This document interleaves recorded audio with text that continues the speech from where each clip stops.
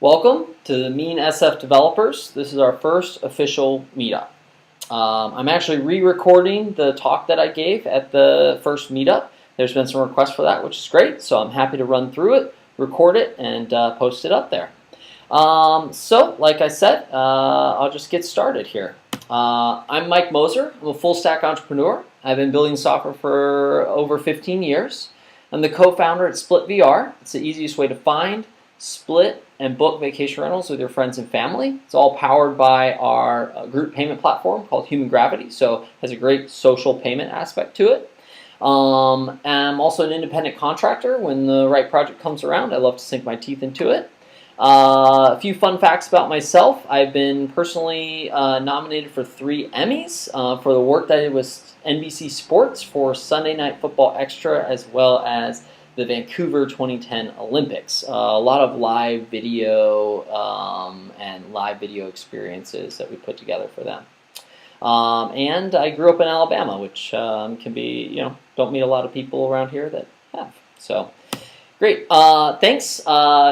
I want to do a special thanks to Geekdom by Rackspace. They have an awesome co-working space here, and they've got this great venue for this meetup.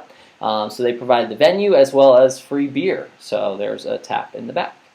I also want to thank Justin Keller for being awesome. He works out of Geekdom here, and he's the founder of Commando.io. If you want to manage your servers more easily, you should check out his software. It helps you through a GUI interface do SSH management of all of your servers. He hooked us up with the venue, so thank you very much. What is this group all about? So it's the Mean Stack, which is Mongo, Express, Angular, and Node. And I want to kind of cover, it's a big stack. There's a lot to cover. So we can kind of grow the group and figure out together how we want this to move forward. But ultimately, we're going to talk about how these technologies work together and how we build applications. And I think there's kind of 2 categories of applications that we can talk about. One, where we're using the stack, which is great for this, is to build these quick MVP prototypes to get things out there and test ideas. And we can build great quality apps quickly with this stack. But also talk about how we take those apps to scale. How do we build teams around them? How do we, bring on tons of, traffic and kind of our more enterprise level applications. So I want to talk about this stack in both contexts, the quick MVP kind of stack, an application for the stack, and then the taking this stack to scale. So I'm open to ideas, and we'll kind of work on building this meetup together and seeing how it shapes. Today, I'm going to go breadth first, not depth first. So my plan is to introduce each technology, and I'm just going to, assume that you know some about the technologies, and I'm just going to touch on a couple of key points. And along the way, I'm going to get out of these slides, and I'm going to be touching the technology for real and building an application with the Mean Stack end to end. So my idea here is to build an end-to-end application using all of these technologies to show how they fit together. I'm not going to be building an enterprise application today. I'm going to be building just the bare minimum to go through and show how each of these technologies work together to build an application. So if we have time, which I don't think we'll have a ton of time, so we'll just touch on some tools and start to touch on some better practices. And then we'll take some time to mingle, drink some of the free beer, and do some Q&A with each other, talk about what we're working on, and what maybe is a good topic for the next meetup. So I'm going to move fast. So there's a lot to do. I'm going to build an application. I'm going to do it with live coding, so end to end, showing every step of the way. So I'm going to have to move fast and have to talk fast. So here we go. So MongoDB, it's a NoSQL document database. 2 of the key things I want to talk about today is the fact that it has dynamic schema. So we're not defining tables and relationships and defining exactly how our database is structured before we start to put database into it. Or data into it. We can just put documents directly in the database with whatever schema we like. And those documents will be stored in a binary JSON format. So for those of you that are familiar with JSON, it works really well with JavaScript and Node.js. So this is why this pairing is really great. But MongoDB is more than just a document store. It has full index support on top of it for query optimization. It has map and reduce functionality, as well as an aggregation pipeline that's pretty sweet. And you can take MongoDB to scale, and you can do high availability databases with MongoDB. So it's not just our document store, has a lot of layered stuff on top of that. Great. If you're not familiar, this is what JSON looks like, and this is what your document would look like in your MongoDB database. So we're going to build an application today that shows a list of meetups and allows us to add a meetup and that type of thing. So let's say that this is our meetup document, and we're going to store it in our meetups collection, which is kind of the equivalent of like a table or organization of your documents in MongoDB. It would have an ID, has a name, mean SF developers, has a speaker, which is another attribute but could be a more complex object and have other kind of a subtype to it. Attendees, which could be an array of other types, and they're just kind of, you know, a list of those. So this is just a sample of what a document might look like, but we can get even more complicated than this, but this is a very basic example of a document that we'd store. So let's get out of these slides and take a look at MongoDB and go hands-on for a second. So what I'll do is let me just open up a terminal. I'm going to assume, let me actually make this bigger. I'm going to assume that you have MongoDB installed, or you can go out and Google how to do it. So I have MongoDB installed here on my local database. So now I'm running a server and an instance of MongoDB, and it's listening for connections on this port. I'm then going to open up another tab, and I'm going to use the Mongo client, and now my Mongo client has connected to that local instance of MongoDB. One of the things that's great about MongoDB is that I don't need to declare anything up front. I don't have to go configure the database like we talked about before. I just start using things in the database and they get created. So for example, let's use a database called mean demo. Okay, so now we're using this database, and if we show collections, which is how we organize our documents, so it's a certain type of document maybe in this collection that you store, and we're going to store one in meetups, you see that there are no collections. So we can just start to use a collection though, like db.meetups, that's the syntax here for db.collection name, and we're going to insert in here mean SF developers. Great. So now I've inserted that, and if I show collections, MongoDB went ahead and just created that collection for me. It says meetups. And if we look at db.meetups now, and we do a quick find, we'll see that that document is stored in that collection. Awesome. Great.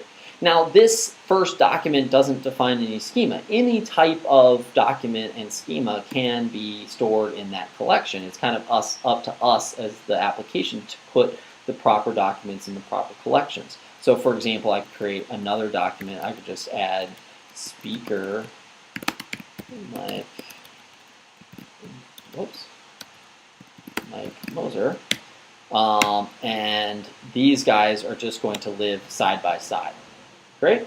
So that is a very, very basic introduction to MongoDB. Let's go ahead and go back into our presentation, back to our slides, and move on to the next technology. So I'm not going to do it in the acronym order. The acronym order doesn't totally make sense in terms of building up an application. So the next technology I want to talk about is Node.js. Node.js, for those of you that don't know, is JavaScript on the server. And it's runs on Google's V8 engine. The two things that I want to talk about here, just kind of at a high level for Node.js, is that if you're not used to asynchronous programming, that's something that you might need to get used to on Node.js, because all of the programming is non-blocking asynchronous model, and so Node.js runs with a single thread in its process, and so we don't want to block that thread. So everything is done asynchronously with callbacks. And if you've been doing a lot of JavaScript, it'll probably be pretty straightforward for you. But if you haven't been doing that type of model, you'll have to get used to it. If you start to get into a mess with your asynchronous, callbacks, and you're getting these Christmas tree kind of things, check out promises. Check out libraries like async-q, promise.js. They help you organize your callback chains, and you can use nice new organization model for that. The next thing I want to talk about is Node Package Manager. So Node Package Manager is awesome. It allows us access to thousands and thousands of community modules, Node modules that have been written to do different things that your application may want to do. We're going to talk about one of those, which is Express, here in a minute. So we'll dive into Node Package Manager and some of the modules, but that is an essential part of the Node environment. So let's go ahead and jump out of the slides and let's do a basic Node application. So I'm just going to go back over into my terminal, and I'm going to create a new tab. And let me just see where I'm at. I want to be in projects. Okay, great. And I'm just going to make a directory, and I'm going to call it mean demo. Great. And let me go ahead and actually go in that directory. So now I have an empty directory, and we need to create a couple of files to start our Node application. I use Sublime, so I'm just going to open up Sublime to that folder, and I'm going to create two files. The first file that I'm going to create is package. Oops, let me save that. Package.json. Great. And the most basic package.json, which is essentially the manifest file that describes our Node application, is the bare minimum we need for that is name and version, and that won't error. There will be some warnings. We should put more data in there. We should put more information to describe our application better, but that's the bare minimum that we need. And I'm going to do that a lot today. I'm going to start with just the bare minimum so that we can show the technologies at their core level and how they then build up and how we build an application with them. So I'm going to save that. I'm going to do another file, and this is essentially our main, right? So it could be called main.js, server.js, web.js, whatever you want to name this. This is our main entry point for the Node server. So this is how we'll run our Node application. So I'm going to call mine server.js. Great. And inside of here, I'm going to console.log, and I'm going to say hello from Node. Great. Now I'll flip back over to my terminal now that I have my two files, and I'm just going to say Node, and I'm going to assume that you have Node installed. If not, you can go out and Google it and download it and install it, and you'll have Node installed. And then I can just say Node, and I'm going to run server. And I don't have to say server.js because it knows that it's a JavaScript file. Just say Node server. Okay? Great. And it console.logs hello from Node. So we just built a Node application at the very, very basic level. All right, so let's flip back to our presentation before we move on. The next technology that I want to introduce is Express. So our Node application right now just does a console.log. That's not very interesting. We want our application to do something more interesting. So like I said, with Node Package Manager, we can go out and install these great modules, one of which is Express. And it's a web application framework for Node. And for today's demo, it's going to serve as our HTTP server. So it listens for HTTP requests and responds to those HTTP requests for us. It handles a nice clean syntax for routing. So these different requests that come in, we can route them and handle them in different ways. And it has an awesome middleware component. So you can inject things as things move through your route. You can inject different middleware to handle different things, which we'll also take a look at today. So let's jump out of the slides, go back into our application, and if we go here, let's get rid of console.log, and let's build the most basic Express server we can. So I just did a little snippet here because you don't want to watch me type, but we're going to require Express, which we haven't installed yet, which I'll show you. So why don't I just go ahead and do that. So the first thing that you'll want to do is you'll want to say npm install Express. And npm is installed with Node, which is the Node Package Manager. So once you install Node, you should have npm installed as well, at least if you're installing a later version of Node. So npm install Express. Express is registered with the Node Package Management system as that name, so that's how we know how to install it. And I can say -- save. The reason I put -- save is because as I install this, that will --save will tell it to go back to my package.json and insert this dependency in here. So I don't have to go and manually do that. So when I install modules into my Node application, I usually use --save to do this for me. Okay, great. So we see that it installed successfully. So let's flip back to our application now. And like I said, in our server, we're now going to require Express because it's a Node module. You can see that our Node modules over here now have Express installed. So Node knows about it. I can require it, I'll set it equal to this variable, and then I can use it. And so for Express, we're going to create a new application. So I just call it app. And on that app, we're going to start to define some routes. And this app.get, get is the HTTP verb. So it's like get, post, put, delete, etc. This one's saying when somebody makes a GET request to our root directory, our root domain, we're going to respond by sending a file named index.html. And I'm organizing it in a certain way here, and we'll get into that a little bit more. So I put index.html a little bit deeper in a folder structure because we're going to add a little bit more meat to this application. I didn't want to just drop it in the root. So we'd actually need to create an index.html, which we'll do in a second. The other thing that we do on our app is we listen, and we listen on a port. I'm in a development environment, so I'm just listening on port 3000, but that tells Express, okay, stay open, stay up, and start listening on this port, and then handle these HTTP requests that come in. All right, so that is the most basic Express server that we can do. So I'm going to go here and create a new folder because we need to create our index.html file. So client, I like to call it client. Some people call it app, some people call it public. I like to come into my project and see client server, so I'm just naming it client, but you could name it whatever you want. Inside of that client folder, I like to organize all my views in another folder. So we now have client and views, and then we'll actually create our index.html file. And inside that index.html file, we'll do the most basic HTML file we can. Probably don't want to watch me type, so I have a little snippet here. This is a very, very basic HTML file. It doesn't include any scripts. It doesn't include any CSS. It's just a basic file that says hello. Obviously, we might want to use something like, HTML5 boilerplate or, modernizer. There's other things that we'd want to include here. We'd want to have, a more robust base HTML file. But for now, we're just going to do this for the demo. Okay. So now that we've got our file, we've got our route. So in our route, if somebody hits this, says get the default domain, the default route, we're going to respond back with index.html. So let's go back here. Let's start up our server. Okay, it says that it's listening, so it should be listening on that port. I'm going to flip over here.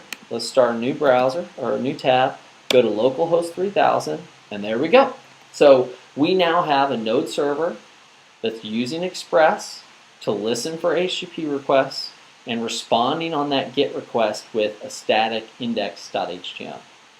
All right, great. So let's go back in here. Actually, let's flip back to our presentation. So that's the very basic Express server. Now let's talk about Angular. So Angular is a client-side MVC framework, model view controller framework. And it allows us to build more dynamic web applications. And it does that, though, by also encouraging the separation of concerns. That's the model, the view, and the controller. So we're building these more interesting dynamic web applications, but we're still keeping the concerns separate. And that means we have a very distinct view, we have a very distinct controller, and we have a very distinct model. What I like about Angular are a few things. So let me touch on a couple of them. I like the declarative UI bindings. So we'll see in the view, which is just our HTML, we'll be able to attribute it and declare a few different things that make it very easy to handle the binding back to the controller. And we'll take a look at that in a little bit. So I really like that aspect of it. It's also embeddable, so you can use as little or as much as you want. So you don't have to say, I've made a decision to go with Angular, I'm going to move my entire application over to Angular, and that's going to be the framework that I use. You could just test it out on a small part of your, or use it on a small part of your application, on one part of one page, and you could do something more dynamic. So you don't have to make this all-in decision. Or you could use Angular to go full bore and let it handle your single page app, and you're using a router and you're switching out views and you're using the Angular framework to do all of that. You can also do that. So you can use as little or as much as you want. Finally, Angular does dependency injection, which we'll see. So each of our controllers and these different modules get their dependencies injected into that. And by doing that and inverting the control, we now have more testable front-end code. So we're building things that are more interesting to the client. We're keeping the concerns separate. We're injecting the dependencies. Now we're going to have more maintainable, robust, thicker clients on the web. So that's kind of the idea. All right, so why don't we go ahead and do a quick hands-on. Now I'm just going to pause for a second. Okay, great. I needed to get some power. So let's jump out here and back into our project and do something a little more interesting with Angular. So I just put a little comment down here. So I'm going to take the AngularJS just directly off the CDN and include it as a script in my index.html. Now you could use Bower or other tools to manage this, but again today I'm just trying to show, I don't want to use any generators, I don't want to use any tools, I just want to show the very basics of each of these technologies, how they fit together, and then we can build on that in the future. Great, so now we have AngularJS included. I just removed the .min because in case I have errors while I'm demoing here, I want to be able to debug them a little bit more, get a little bit more friendly error messages. Great. So the other thing that we need to do, now that we have Angular included essentially in our client-side application via the index.html, is we can start to use these declarations here. So we can say ng app. So we need to say this, we need to tell Angular that this HTML page is an application, an ng application. Then from there, what we might want to do is create a more interesting view. So if we have a div, for example, inside of that div, we may want to, and again, we're building an application that's going to show a list of meetups and allow us to add new meetups. So maybe at the top, we want like a header that says there are, and this is where Angular comes in, X number of meetups. Now, what we need to do is, so Angular, I believe, is named after these Angular brackets, and I think NG is like short for Angular, so that it's easier to type. And what we want to do is we want to bind to something. So this is our view right here. This is our meetups view. And we would normally organize these a little bit different, put them in their own folders, or put them in their own files, and include them, and decide which view should be shown here. But for this demo, I'm just going to put the view directly in the body of our index.html, and we'll work with it. But this is our view, and we've talked about model view controller, and we're going to need a controller. So if we're going to bind to something using these Angular tags, like let's say the meetups count, right? Where does that come from? Well, that comes from our controller. So we need to define a controller, ng controller, and we'll give it a name, meetups controller. And now the Angular will look for meetups count on the meetups controller. Now we haven't actually created a meetups controller, so we should do that. Now I prefer inside of my client to have another folder, so we have views, but I like to have a folder for JS for all of our JavaScript. And then inside of there we'll have different types of things. So we'll have controllers and filters and services and different things like that. So I also like to put those all in their own folder, so I would have a folder called controllers. And inside controllers, then we create a new file, and that file would be our meetups controller.js. And that meetups controller.js, again, I'm about to do the bare minimum that you need to do for Angular to understand that this is the controller.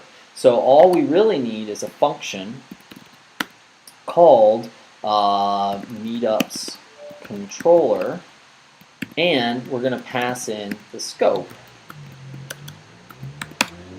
And Angular will look for a function inside of, it will look for a function with the name of our controller, and it will inject the scope. The scope is what's used to talk between the view and the controller. So that's how Angular handles managing the binding between these two things and allowing each other to talk. So what we want to do then is on the scope, we'd want to have something called meetups count, right? And let's just hard code one of a meetups count of 10. So if you go back to your index.html, you'll see that meetups count is on the meetups controller, and now we've created this meetups controller. Now to actually get this to be a part of our application, we'll need to go to the index.html, and we'll need to include that script. Because we put it in its own file, it's not actually a part of this application yet, our client. It's not downloaded into our browser yet. So script, we'll do a new tag, and you're going to see here where I put it in client JS controllers, but I'm just going to request JS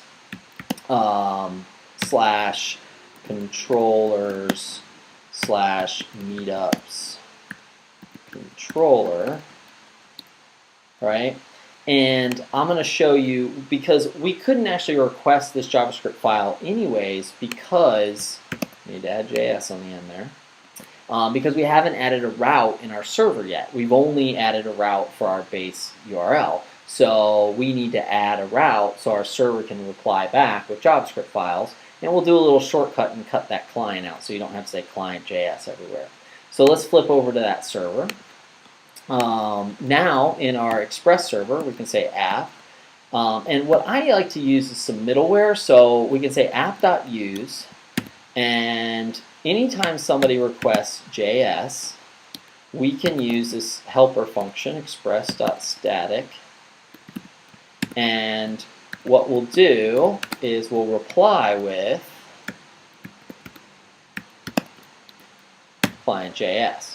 This means any file requested inside of the JS, with JS slash JS, any file after that, even if it's in a subfolder, will just be returned statically from Express. And I'm just, shortcutting it so the route doesn't include client. Okay? Hopefully that makes sense. So now we can reply back with any sort of script requests with these static files. So let's go back to our index.html. We've got our meetups controller, controllers, and we should be good. So I'm going to go back to our browser, and I'm going to hit refresh. Now,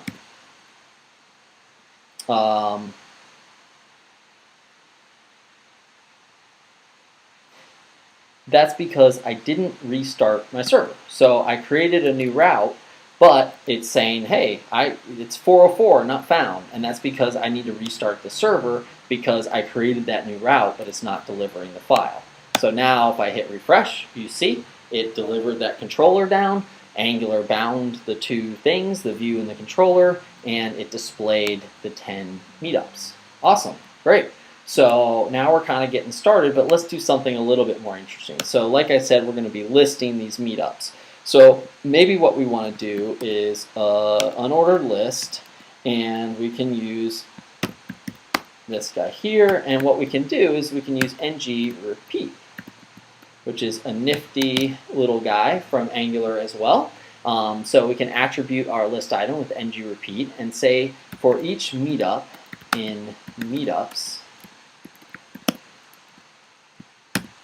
let's do something. Maybe we'll display the meetup.name. Sounds pretty reasonable.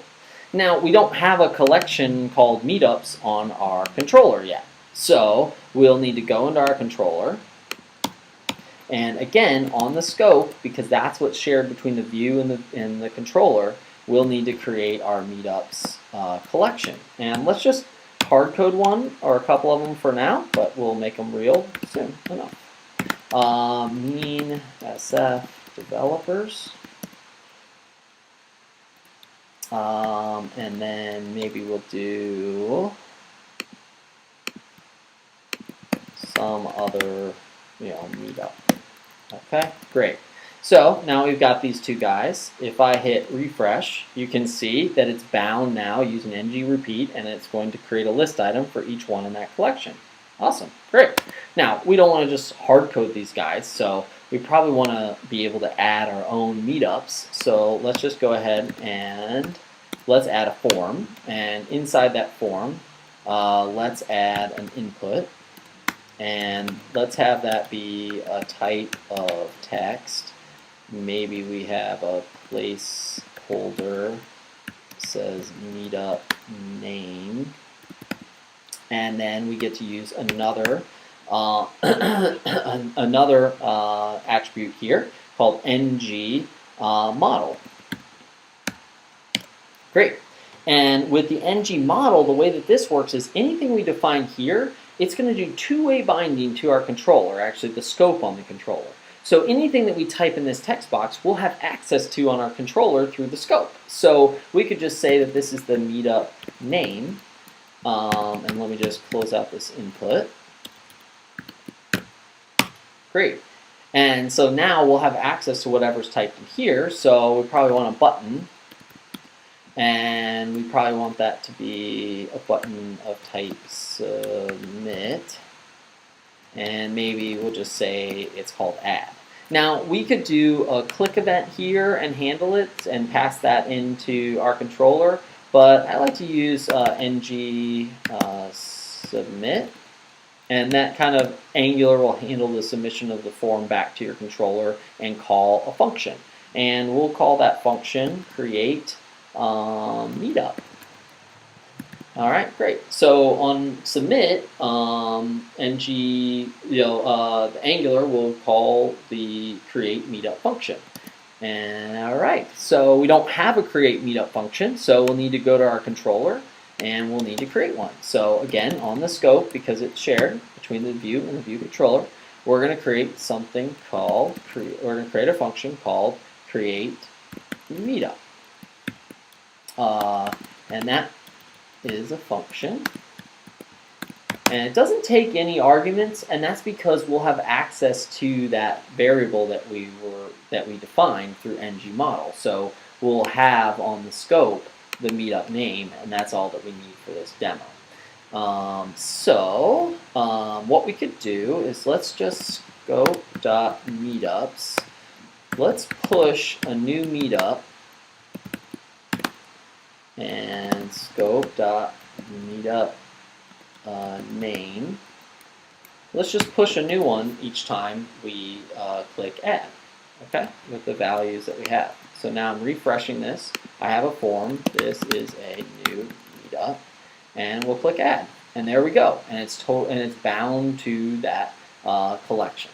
So there's a couple of things we might want to do. One, this isn't correct anymore because it's hard coded, and two, this isn't clearing out when we're hitting add. So let's go ahead and clean that up. So first, maybe we'll just clear this out, and it's meetup's name, and we'll just set it to nothing after you add the meetup. And then maybe we don't even need the count anymore because that's hard coded. And then we can go back here and say meetups.length. So we'll just do that. And then now it says, oh, yep, the length is 2. I create a new meetup, it's 3, it's 4, and it's clearing itself out. Awesome, great. So that is the basic introduction to Angular as well. What we may want to do now, though, is let's make this real. I mean, this application is pretty, basic. It's all done in the client. You see when I refresh, I lose all of my data. So this doesn't really work. It's great for a demo, but it's not real. To do that, and to start to take Angular to the next level and make calls back to our node server and store it in MongoDB, we'll want to use something called ng-resource. Angular it's an add-on to Angular's base framework. It's a module that you can add on. You do that by just adding another script tag here, Angular-resource, and that'll pull in that extra module, and we can use it in our application. But we haven't defined an Angular application, and we need to tell our application that it has a dependency on ng-resource so it can be injected into our modules and our controllers. So we're going to have to get a little bit more sophisticated than what we've been doing. So to create our Angular application, I'm going to go ahead. I like to put it right in my JS folder, and I like to call it app.js. And this is where we can create our Angular module. We'll call it app. I like to call it app. So we have an app on the server side, we have an app on the client side. But we're really just defining an Angular module, and we're going to call it our Meetup app. We're going to give it a name, and we're going to tell it that it has a dependency on this ng-resource that we just included and downloaded into our client. So now that we have our app defined, though, we have this controller, and he's just sitting out there in space, and he's not a part of this application. So instead, what we want to do, now that we have an app defined, is we want to add this controller to that application so that we'll have access to that ng-resource. So we just name it, and then we use this array where we define what the dependencies are that we need for this module or this controller, and they'll be injected into our code, into our controller. So we know that we need scope, so that's one of our dependencies. And now we also, our controller is going to have a dependency on resource. So that's the name for the ng-resource. And then as your last parameter, you just do a function and you give those guys a name. I just like to use the same name. All right, so there we go. Let me just pull this down so you can see it. Great. So we said on our app, we're going to add a controller. Its name is Meetup's controller. It has a dependency on scope and a dependency on resource. So Angular will inject those into this function as parameters called scope and resource. So we should be able to take our code out of our controller here, get rid of this kind of free form function just floating around, and put that code here. Great. Now let's make sure everything is working as we expect before we start to use this resource, since we just refactored a few things. So we just added this app.js. We need to call that app.js file and kind of boot up our app. So I'm going to add another script tag, and I'm going to use /js. And remember, we don't have to have a special route for all of these. We're handling all of the /js requests, anything in subfolders and whatnot, and returning those files statically from Express. So I would just say app.js. The other thing we need to do is, remember before when we included Angular and we just said, oh, this whole HTML page is an ng app, which is an Angular app. Well, it didn't have a name. It was just all kind of, floating in space there. So what we want to do is give this a name, Meetup app. So now it knows to use this particular Angular module, which is our application, and then we've configured our controller on it, so it'll also be able to see, our controller here and do all the things that we need to do. So that should work. I'm going to go ahead and hit refresh. I don't see any errors. And then does it all work the same? It does. Great. Awesome. So now now that we've kind of refactored that, we've put a little bit of organization structure around our Angular application, our controller now has access to this ng-resource. ng-resources are great. This is equivalent of your model, I guess, but the way that it works is if you give it a base URL for your server, for meetups, for example, and it knows how to do all the RESTful operations, get, post, put, delete, and as long as your server follows a standard RESTful API, it makes you not have to deal with as much code on the client side. It handles all the HTTP requests, it handles all of that, and gives you a nice syntax around it. So why don't we take a look at how to use it? One way to use it is, I'm just going to put this back up here. Great. So var, and we're going to say meetup is equal to a new resource, and all we have to do is say what the base URL of our server, our RESTful service is. We haven't created that RESTful service yet, but we're going to. And we're going to call it API, and we're going to say meetups. So that will be the base URL for our REST resource, for our model, essentially. Okay. And then we can use it. So inside of here, instead of adding the meetup to this this array here, let's go ahead and create a new instance of a meetup. And then we can set a property on that meetup, like name, equal to the scope dot, what was it? Meetup name. Great. And the meetup dot, and it's $save, I believe. Great. So now we're actually going to say, when you say add this meetup, call this function on our controller and on the client side, and our controller on the client side is going to call RESTful service on our server and try to save that there. All right. Now, if I just refresh this and I start to call add, I expect an error. Perfect. I get an error saying that 404 not found on API meetups, and you can see that the verb is post. So it's trying to post to a service that we haven't created yet. And if we look at the network here, and you see this, you can look at the request itself, and you can see that the payload has our JSON object, which is our new meetup that has a name with a value. All right, cool. So let's go to our server now, and let's actually add those routes.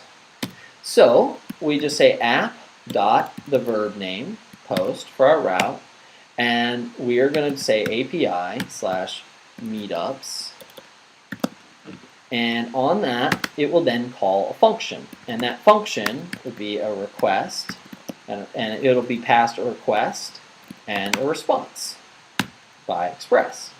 And we can read values off the request, and we can respond back to the user.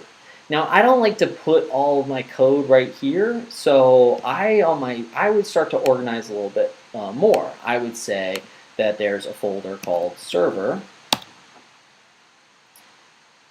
and then inside of there, and this is what I want to stress, is we're doing MVC on the client side.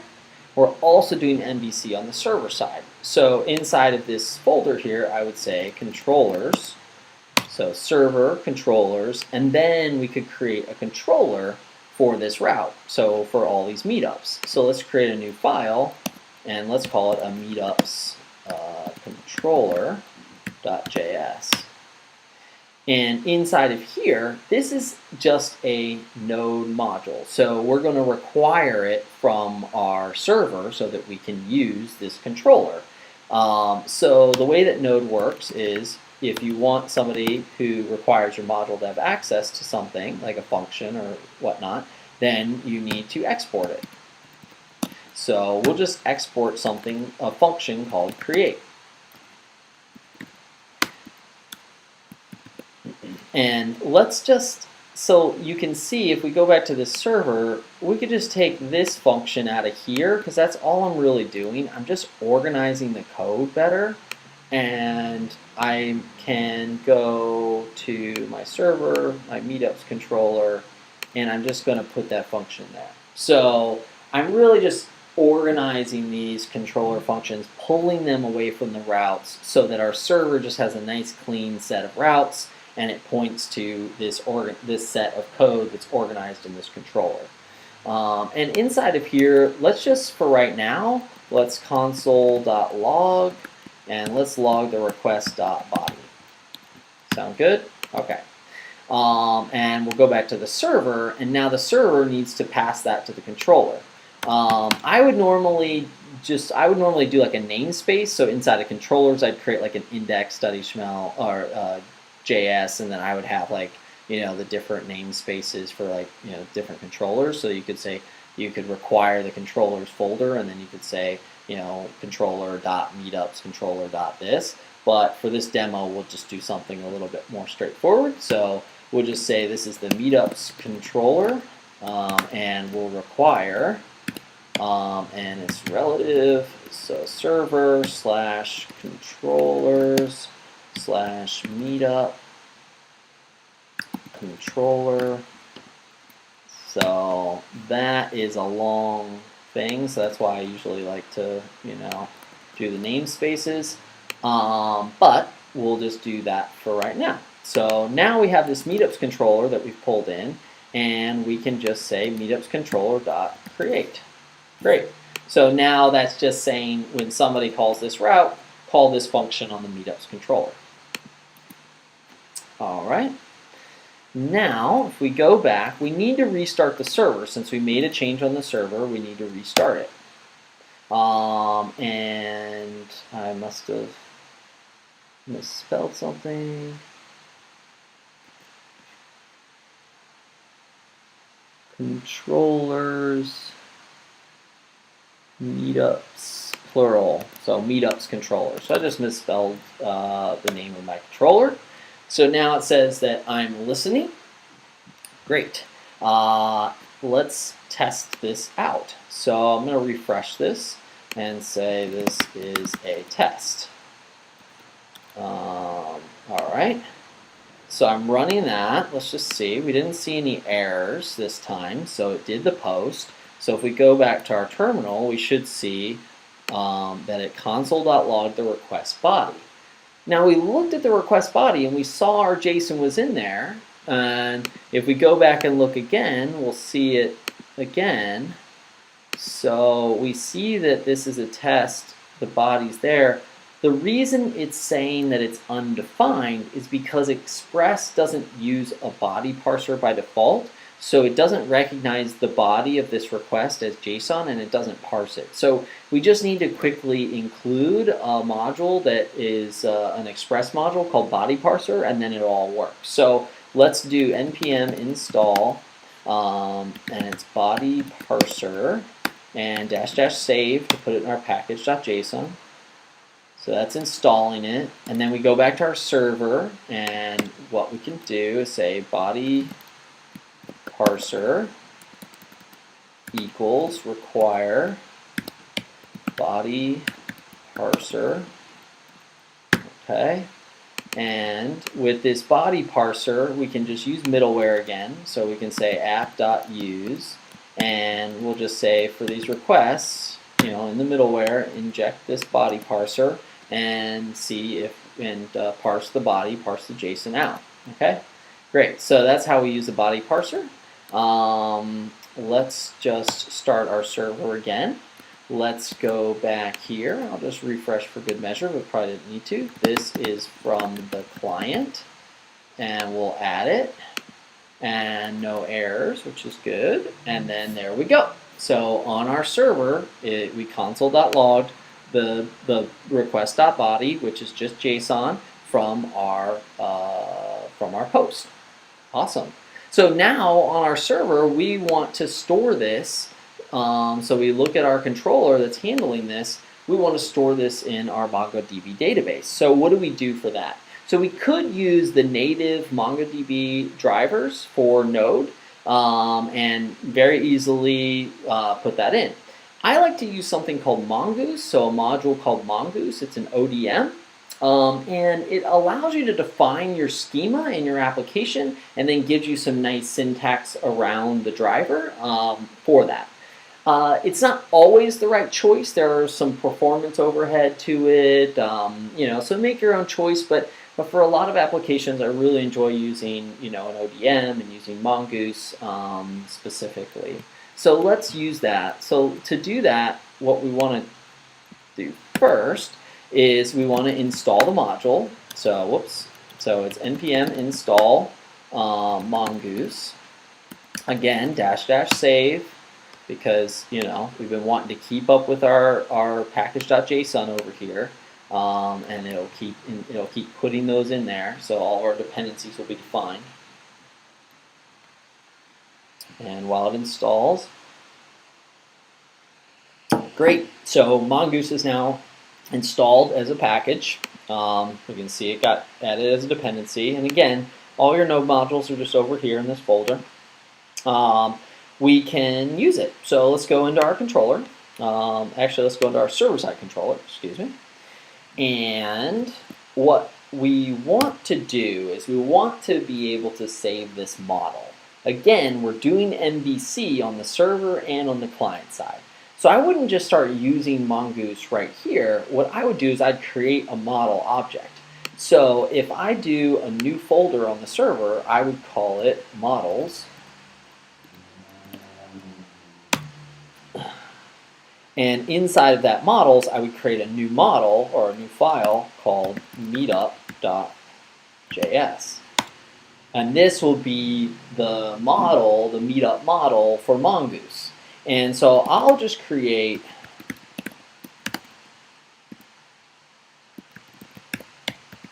let me just require Mongoose first. Okay, so now I'm using Mongoose, and I'm going to do the most basic and the most simple way to define the schema of your model, but you can do a lot more. So I'd encourage you to check out Mongoose and how you can do all sorts of like validation and these virtuals, and there's a lot that you can do to manage your schema here in your application. Again, this is just a node module, so module.exports, so we want people to be able to have access to our model, and I'm just going to export the whole thing, so like mongoose.model, and that'll return a model, and I'm going to define it as meetup, so that's the name of it, and then I can define the schema, and I'll define the most basic schema. It's a name and it's of type string, and again, there's a lot more we could do. We could say type and then require, we could say this is the type is string and it's required equals true, I think, or something like that. So we can do a lot more. So, but this is the most basic thing, and like I said, this application, we're showing the most basic way for these all to fit together. So Mongoose equals require Mongoose, and then the module, we're exporting the model itself, named meetup, and it has an attribute with a name, type of name attribute, a type of string. Cool.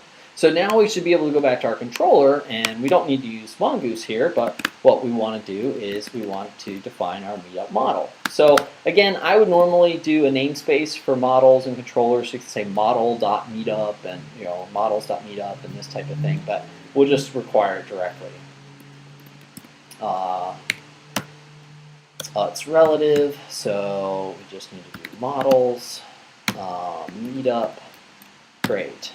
Now, this is going to look very familiar. So remember the resource on the client side, we had a model essentially, and here we have a model. So let's create a new instance of that model because we want to create a new one. So meetup equals new meetup, and this time I can just pass the request.body directly into the constructor of this meetup because it's JSON, so it's just going to set the value name equal to the property on this model of name. And then I can just say meetup.save. Now that should save it to my Mongoose database, my MongoDB database. Okay, not Mongoose. Mongoose is the ODM, MongoDB is the database. One thing I need to do before that happens, though, is I actually need to connect to the MongoDB database. So I'd go back into my server. My server also needs Mongoose. And again, we can organize this server in different ways. We can talk about best practices. For this demo purposes, I'm kind of putting this connection here. So we also need to require Mongoose. And all we have to do is when we start up our node server, say mongoose connect. Whoops. And if you remember, we had our MongoDB and local host, and I can't remember the port, but because we're running it locally, or basically this is, we're saying that we're sending it the location. We're giving it the location of our server essentially. So MongoDB localhost. Let me flip back to the running server, and I see, yeah, it was port yada yada. Great. So 27017, and the database that we used, I believe, was mean demo. So this is the syntax to show where that MongoDB is, that instance is.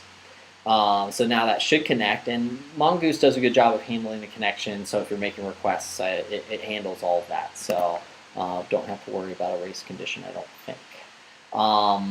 Great. Let's go ahead and restart our server. Whoops, that was my MongoDB server. Let's restart our node server. It says that it's listening.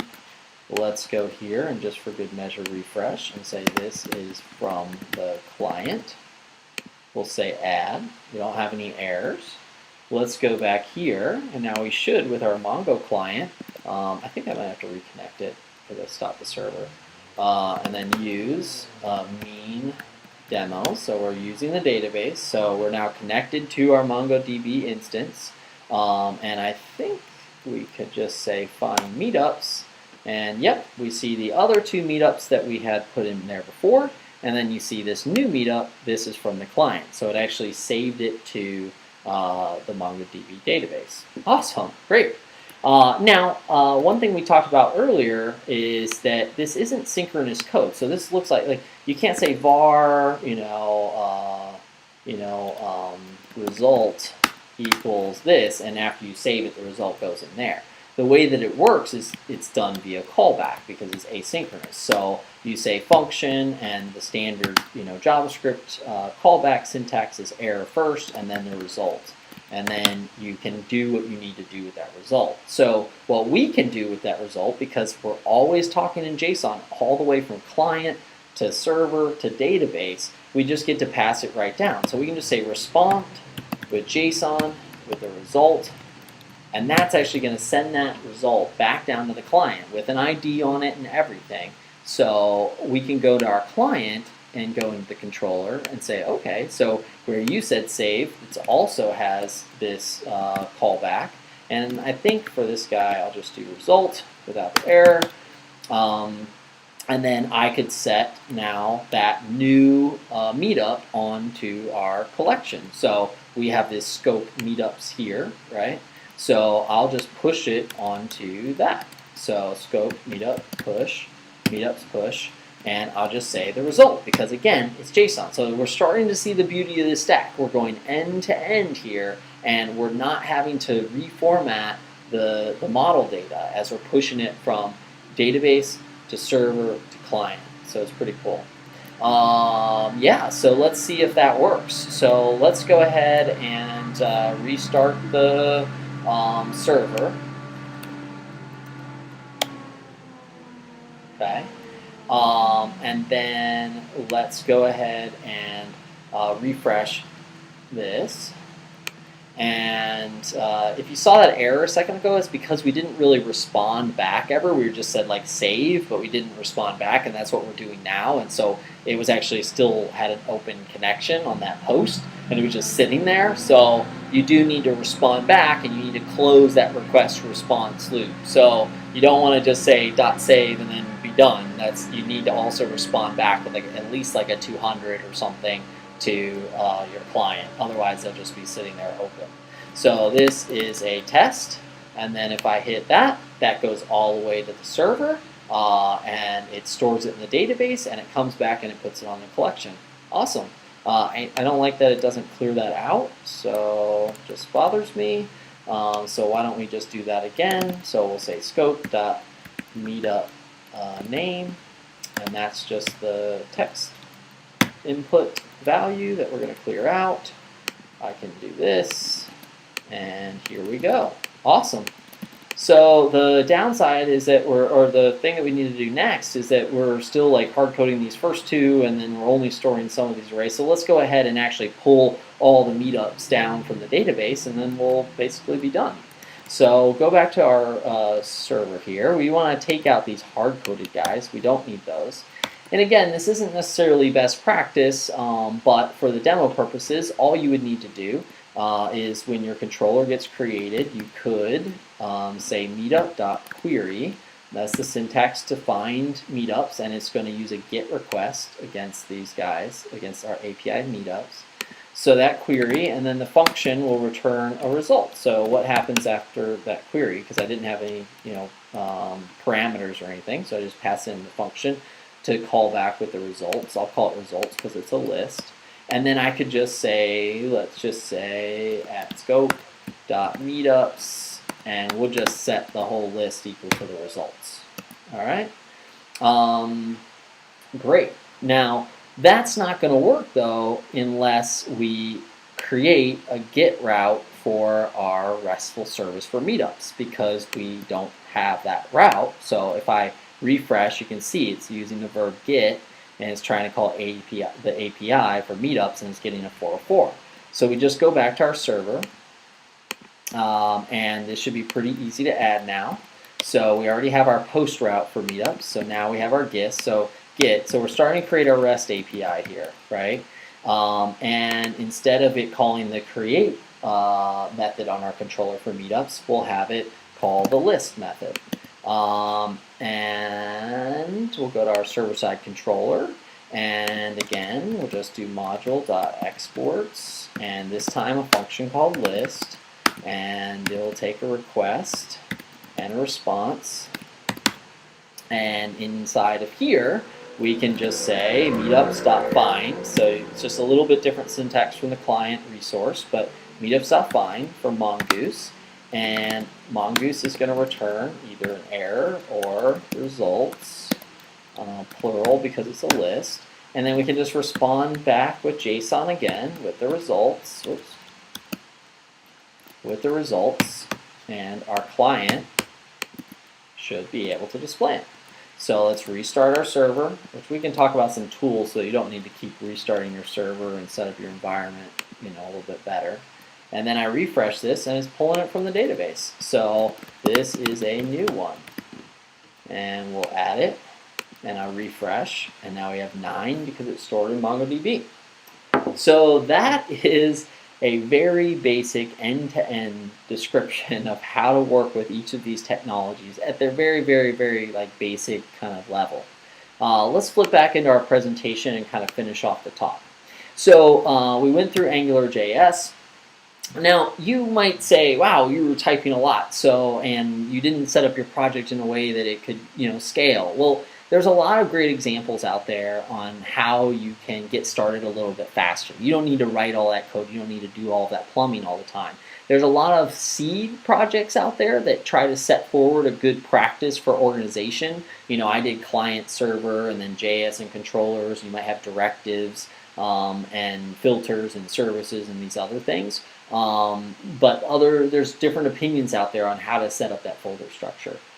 This is one of them. This is a seed, and then they also have generators using Yeoman to generate a lot of that scaffolding for you. So if you say, oh, I need to introduce a new model and I'm going to do a bunch of CRUD work, they can create a lot of those controllers and those RESTful APIs and these different parts of your application via these generators. So that's pretty nice. Now it locks you into conventions inside of your project. The other thing about mean.js is I organized it with JS and then controllers and directives and filters and these different kind of types of modules for Angular, for example. That works well for a small to medium-sized project. But then if your project starts to get really big and you have a lot of different modules and a lot of different pieces of your application, you may want to organize it by module instead of by type. And mean.js shows how to do that. They organize theirs by module. So you might have a users module, and then inside of that users module, you can have controllers and filters and services and directives and these different things. So I kind of like that organization if you're expecting your application to grow and have complexity. So check them out. They're pretty cool. I know other people like Mean.io. So they have seed and generator. They have a seed project as well as generators, and you can see it's like you install the Mean.io and then you can use this to initialize your application, and it'll create a lot of that skeleton and that scaffolding that we were just kind of building ourselves, and then it'll give you a good starting point and some best practices. They even include tools and things that you might want to use. So yeah, check those out. So speaking of tools, Grunt is what I'm using for Task Manager. So it's a JavaScript task runner. So you noticed that we were like creating a lot of JavaScript files, and we were adding them to index.html. And if you've done this before and you've deployed it out there, I mean, a large application could have hundreds of files, and these, or even if it had 20 files, that would be too many, because the browser limits how many files you can download at a time. So your application would be very slow to load. It'd probably error. There's a lot of problems with that. So you need to, when you're building an application like this, use things like concat and minification and uglification of your JavaScript. You need to combine them all into one file that then gets included and downloaded. So to manage those types of tasks so that you can keep your code organized and separated, but then pull it all together for production deployment, tools like Grunt are great. I think the new hotness is Gulp, so you may want to check that out. I haven't had a chance to check it out, but yeah, so I'm using Grunt, and there you can do a lot of other great things with it. I kept restarting my server. You can set up watches that'll see when you've changed a file and restart your server for you, and even like live reload everything, which is great. So you have a better workflow with your development environment. We can go into more depth about tools in another talk, but that's one that I just wanted to point out. So that's basically the talk. That's the intro to the stack as fast as I can go to build an application. Definitely call for speakers. I'm really interested in continuing to create this community. I hope you guys enjoyed this. If you guys have topics or things that you want to talk about, email me, let me know, hit up the meetup group. Happy to brainstorm. Yep, done.